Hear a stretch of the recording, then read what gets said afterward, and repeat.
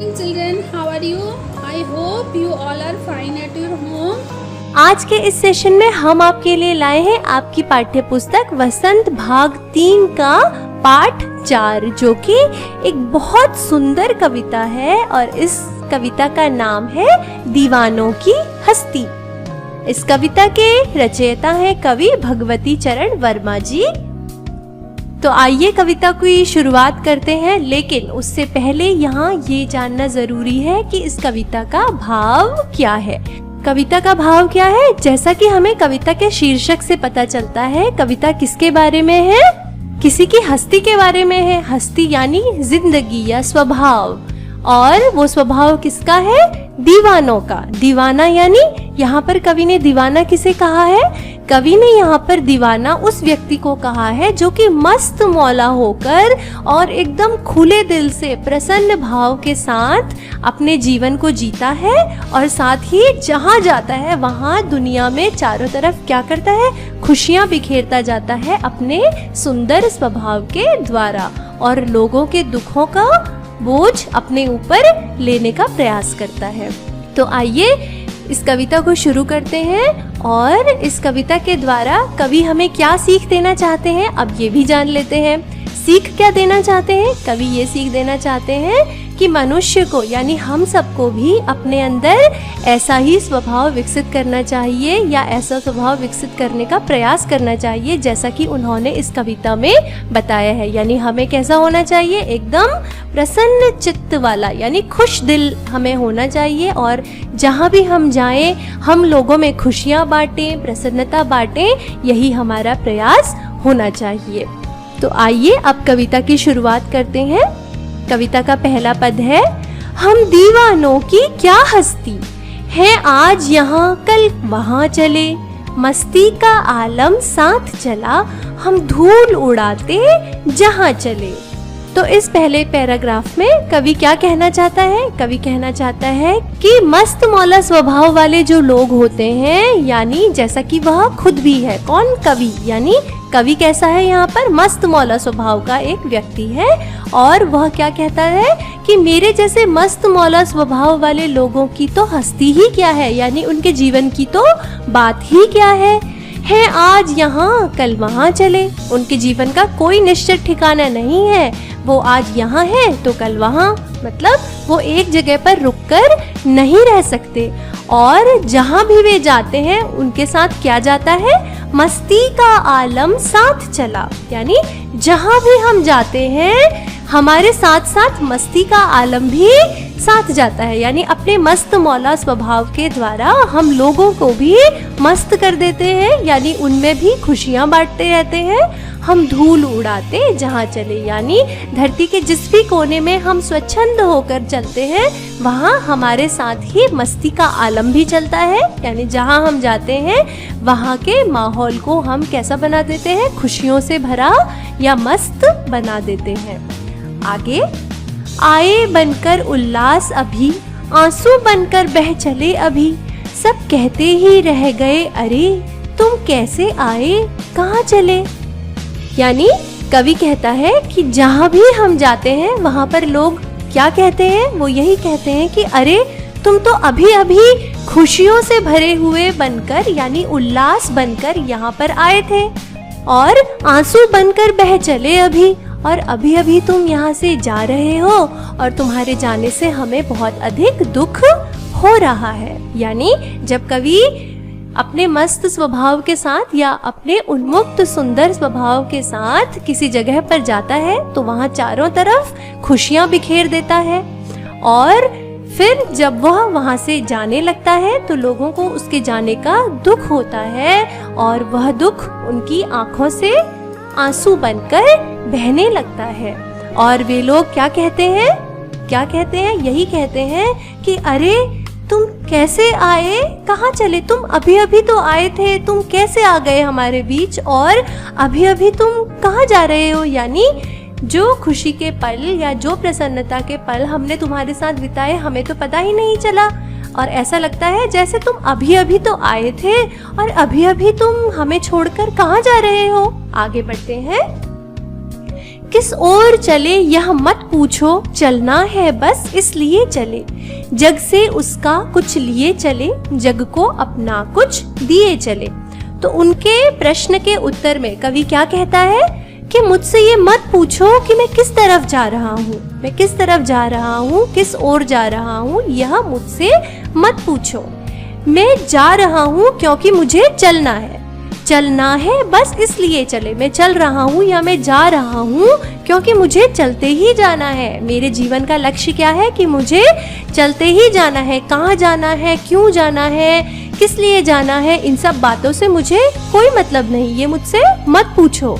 मैं इसलिए चल रहा हूँ या मैं इसलिए जा रहा हूँ क्योंकि मेरे जीवन का लक्ष्य क्या है कि मुझे एक जगह पर कहीं भी रुकना नहीं है। मुझे अपने सुंदर स्वभाव या इस मस्त मौला स्वभाव में जो खुशियाँ भरी पड़ी हैं उसको सारी दुनिया में बांटना है। इसलिए मुझे चलते ही जाना है, मुझे रुकना नहीं है, मुझे सब जगह पहुंचना है। इसलिए मैं एक जगह पर रुक नहीं सकता, इसलिए मैं चलता ही जा रहा हूँ।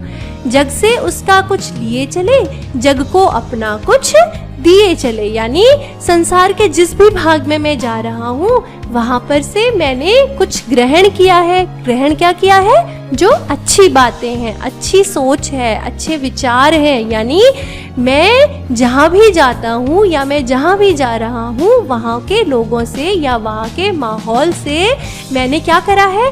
अच्छी बातों को लिया है या ग्रहण किया है और जग को अपना कुछ दिए चले। यानी मेरे अंदर जो अच्छाई भरी पड़ी है या मेरे अंदर जो खुशियाँ भरी पड़ी हैं या मेरे अंदर जो अच्छी बातें भरी पड़ी हैं वो मैं संसार को देता जा रहा हूँ और क्या कर रहा हूँ?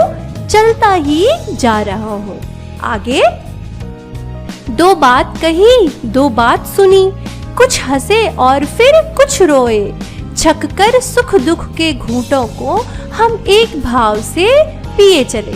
देखिए यहाँ पर बहुत सुंदर बात कही है कवि ने। कवि ने क्या कहा है कि मैंने किसी से कुछ बातें कही और किसी की कुछ बातें सुनी और उन बातों को सुनकर कभी मैं हंसा और कभी मैं रोया। यानी मैंने लोगों से अच्छी बातें कही, अच्छी बातों से लोगों को हंसाया और उनके साथ मैं खुद भी हंसा। और अगर मुझे किसी की बात बुरी लगी या किसी ने मेरे साथ बुरा व्यवहार किया तो उसकी बातों को सुनकर मुझे दुख हुआ और फिर मैं कुछ या थोड़ा बहुत रोया भी।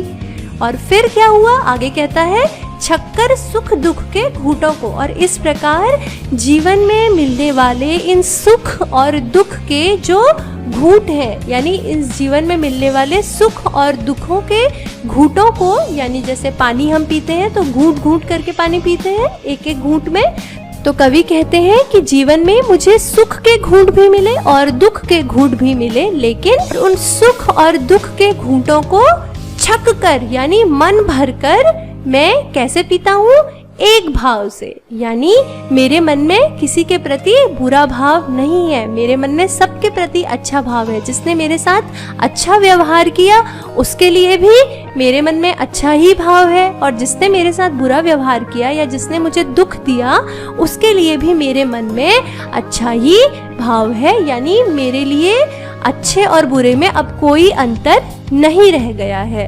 और इन सुख और दुख रूपी घूंटों को मैंने कैसे पिया है? जी भर के पिया है, बहुत मन भर के, बहुत प्रसन्नता पूर्वक मन भर के पिया है।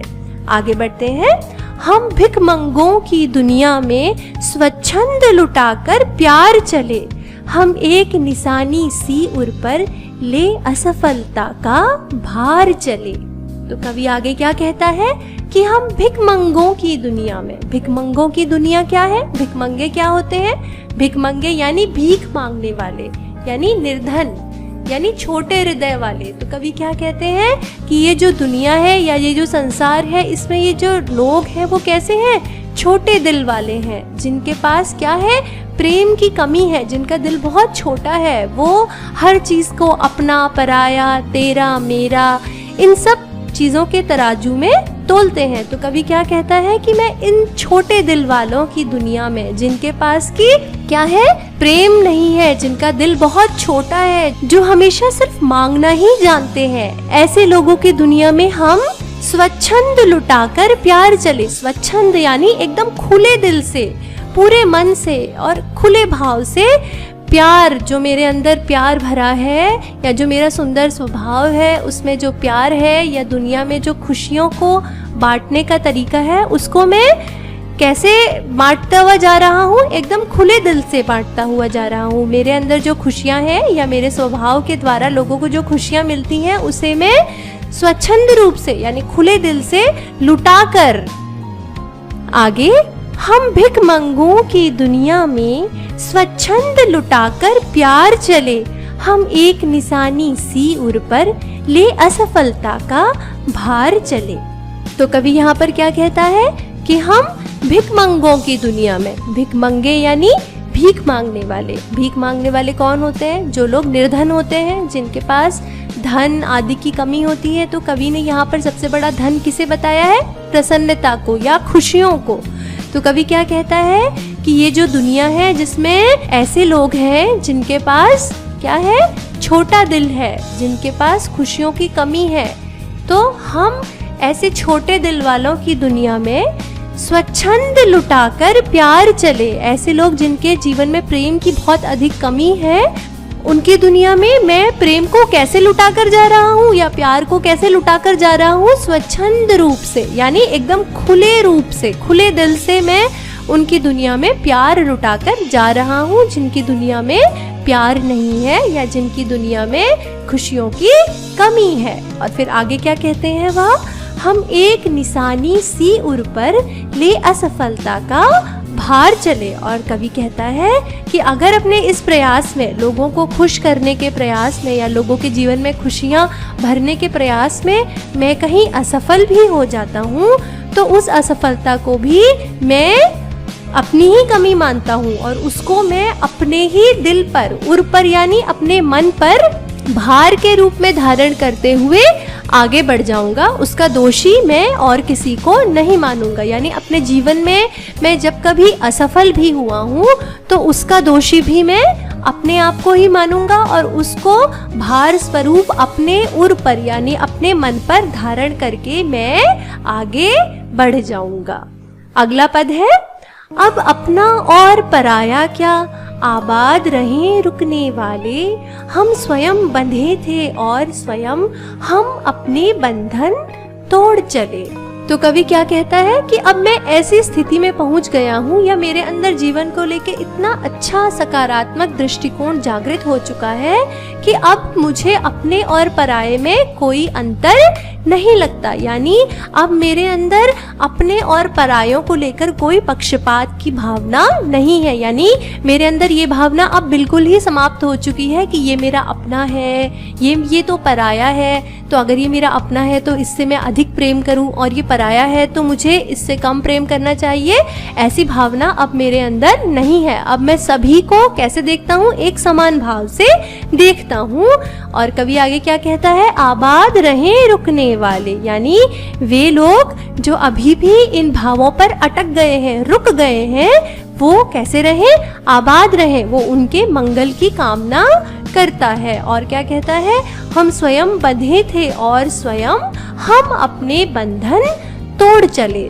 तो कवि आगे क्या कहता है कि संसार की इन बातों में, संसार की इन लुभावनी चीज़ों में मैं स्वयं बंधा था। मुझे किसी ने मजबूर नहीं किया था इन सब में बंधने के लिए। मैं अपनी मर्जी से इन सब चीज़ों में बंधा था, सांसारिक भावों में बंधा था। और अब जबकि मेरे अंदर ज्ञान का प्रकाश जग गया है या अब जबकि मेरे अंदर समभाव या समान रूप से सारे संसार को देखने का भाव जागृत हो चुका है, तो अब मैं अपने इन सारे बंधनों को खुद ही तोड़कर आगे बढ़ना चाहता हूँ या आगे बढ़ चुका हूँ। तो आज हमने कक्षा 8 की पाठ्य पुस्तक वसंत भाग 3 में दी गई यह बहुत सुंदर कविता पढ़ी और समझी।